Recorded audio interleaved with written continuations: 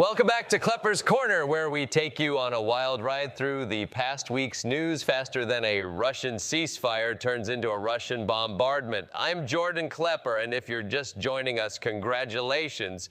You missed nothing but the slow collapse of sanity. Let's start with India and Pakistan, who are back to their favorite pastime, proving that their military arsenals are bigger and angrier than each other's. India banned all imports from Pakistan, even indirect ones, which means Pakistan can't even sneak in a peace offering disguised as a made-in-China plastic flower. In response, Pakistan launched a ballistic missile test because nothing says reasonable negotiation like firing a giant metal phallic symbol into the sky.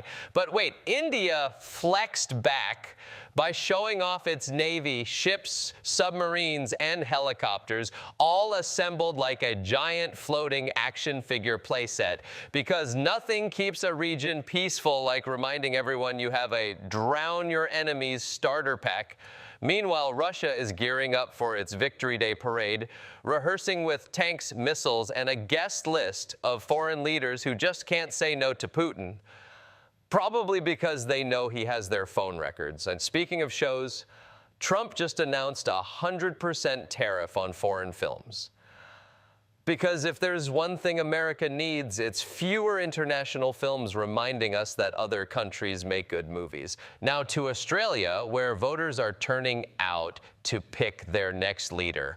Early results are competitive, which means it's basically another game of guess who's less corrupt. In the U.S., Trump has shrugged off economic worries, saying it's all part of his plan to secure trade deals. That's like a pilot telling passengers, don't worry, this turbulence is just me negotiating with gravity. On the other side of the world, Russia's ceasefire proposal with Ukraine is working out about as well as a ketchup popsicle in a white suit. Russia keeps bombing, but it's okay. They promised they'd stop soon, kind of like your uncle promising to quit Facebook. But back to America, where Trump nominated a wellness influencer as Surgeon General. You know, because when you need to heal a nation, you turn to someone who thinks healing crystals can fix diabetes. And in sports news, the NBA playoffs are heating up. The Timberwolves and Warriors are battling it out, which is just a reminder that even if you have a strong defense, sometimes you just get dunked on.